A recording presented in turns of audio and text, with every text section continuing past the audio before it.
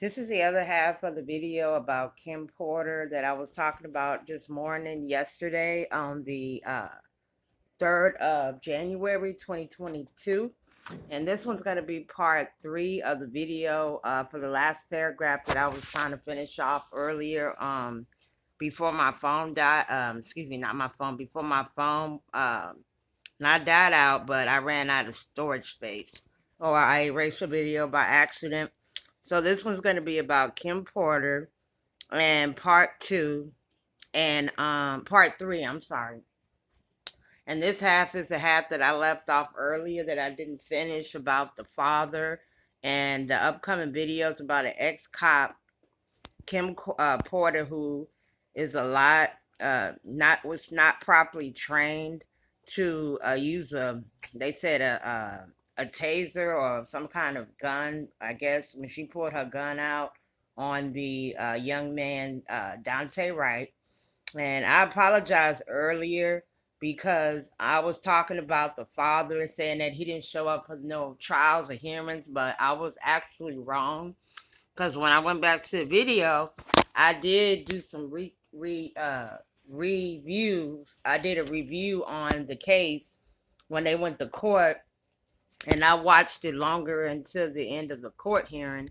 And I went ahead and I did the video, and said something that was not true about the father not being involved and not showing up or being around for the hearing, the trial for his son. Okay, just hold on just a minute, folks. His son was shot, like I said, for no reason at all, and he was in the courtroom. And I'm gonna get back to him in a minute.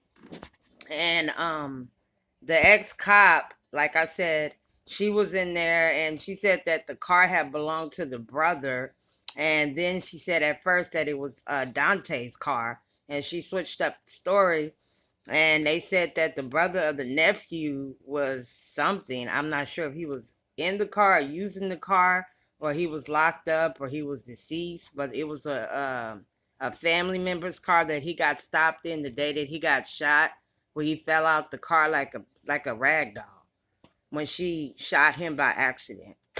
Okay, so they were saying that Kim Porter was not properly trained as a shooter, as a cop, and that she should have known how to do her gun, I guess, activity before she was a cop, and how she made the biggest mistake by uh, pulling the gun out on the guy, on the boy, DANTAY Wright, by accident. And DANTAY Wright got killed like a little over, I'm gonna say, about 5 months ago, or maybe 6 months ago, age 20.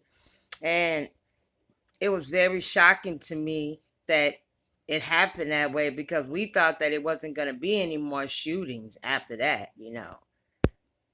Um,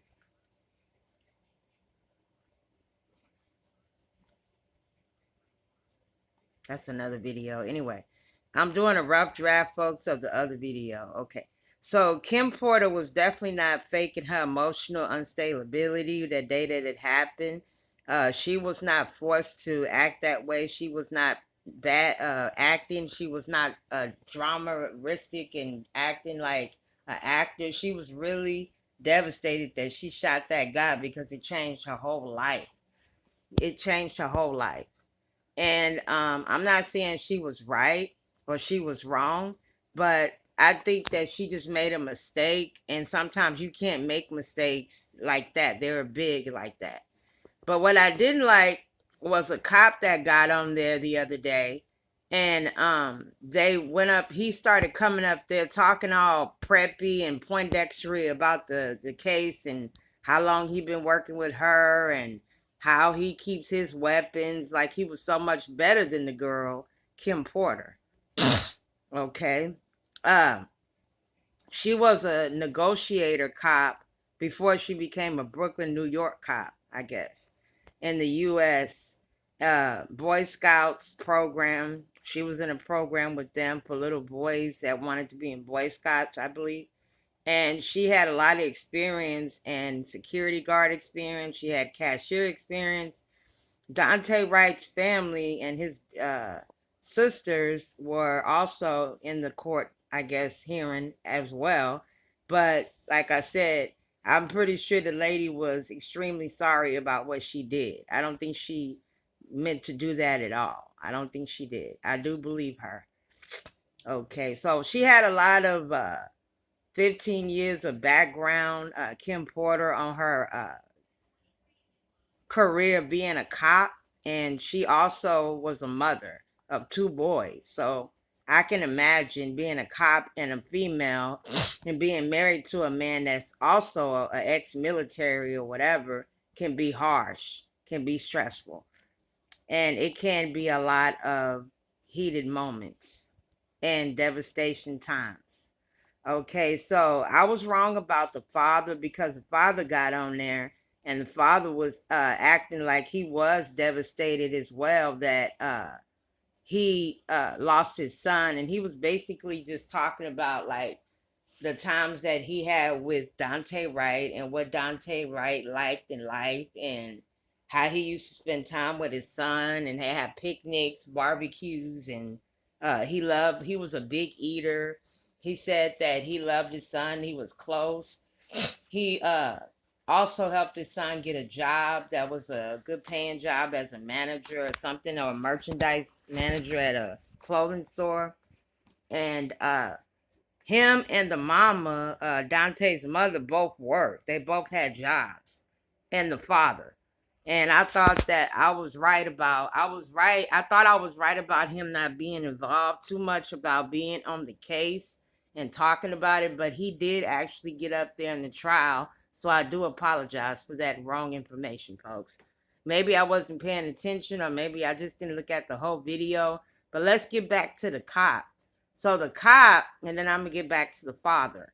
The cop was on there. It was a black cop. He was like a stiff neck cop sitting up there talking about how he's so much better or whatever than Kim or whatever, the cop, and how he pulled his weapons out when it comes to an offender, and how many years that he had been on the caseload, because I think that was the cop that was with her when the incident happened in the car with Dante Wright, when he fell out the car when she shot him. And there was a couple on there talking about an accident or a crash or something, and I didn't ever hear about this till today, just morning. I mean, yesterday morning, that there was a crash involved as well. I didn't know that. And it was an elderly couple, but they came out all right. And I guess his car ran into the cop car, or Dante Wright's car ran into her car by accident. Okay. And then it was a girl that I want to get to that showed up in court, and she was like the girlfriend of Dante Wright, that the family, I guess, didn't want to have nothing to do with, or they just didn't know this girl. But she was a girlfriend of Dante Wright. At least his boy was working. At least he had a career. At least he had a baby. At least he had money to take care of his baby, is what I give him recommendation for. Okay? Dante Wright. A lot of dudes that age, they selling drugs in the street, doing drugs or whatever, and I just feel triggered by it. I feel triggered that this happened to this guy. It's really sad. Okay. So the girl, we're going to get back to the girl that showed up in court. The girl that was in the car with Dante said that they were asking her multiple of questions on the stand about drugs, weed, and were they high, and were everybody, was he drinking, and all this stuff like that. And I didn't like that, but I think that the questions were not related to the incident that they should have been asking the witnesses. But she supposedly got an ear brace from the gun while he got shot, and she jumped out the car and started acting heretical when the cops showed up, because they shot him right in front of her and they injured her. This girl looks like about like young, kind of like on the high horse. She looked kind of like she looked like she's into smoking a lot of weed, drinking, partying, and I guess that's the things that she was doing with Dante Wright. But why is it that the mama and the father never met the girl when they were together before the incident happened? until they met her after he got murdered. That's crazy, and that's what I'm kind of confused about, folks, because I don't get. But basically, this female was talking about how they were in a relationship and how they did things together, and they were always going in the car and driving around, going getting here and drinking, and they hang out or whatever. They used to do all that together, and she said that she never had met the mother or the father until after the incident happened when he got murdered. That's a shame, folks. Okay. I'm not going to be on here long, folks, because my stomach is hurt. I'm just trying to do the last half of that other video from earlier yesterday that I promised y'all that I would do. That's what I'm trying to do right now. Okay. And now I can't find the script. For some reason, it disappeared on me. But I'll be right with you.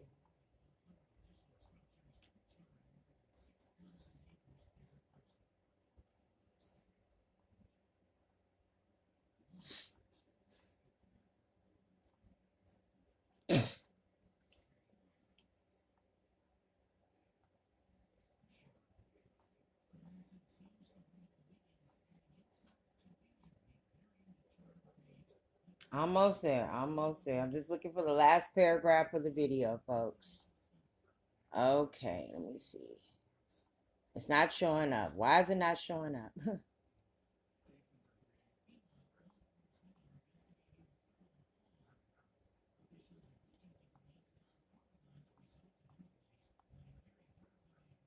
Oh, because I'm on Monday.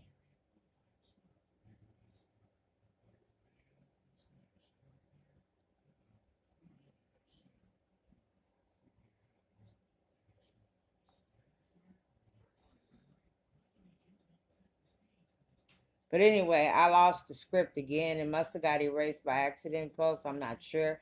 But anyway, the girl was young. She looked like she was also like him. She looked half breed. She's not a bad looking woman. She said she had a child, and she was the one in there talking about Dante Wright too, and how the relationship was, and they were more closer than I thought. It was sexual, but he said that they hadn't been dating that long. They only been dating for like maybe 3 months, or maybe she had been talking with him about 3 months. And she's not an ugly girl. She just look a little mental to me.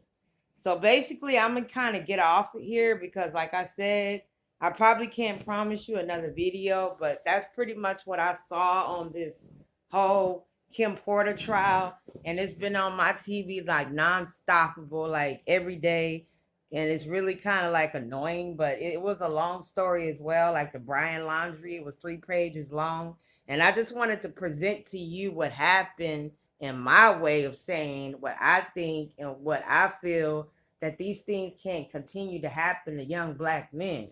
We're gonna have to start raising our children different, like I said in the other video, coming up, so they won't be in fear of the cops, so these things would not happen, and they wouldn't be trying to run away from trouble all the time and just face it like a man or a woman and deal with it. So this is Shiny Tells the Truth on the Kim Porter Part 3 trial hearing murder of Dante Wright.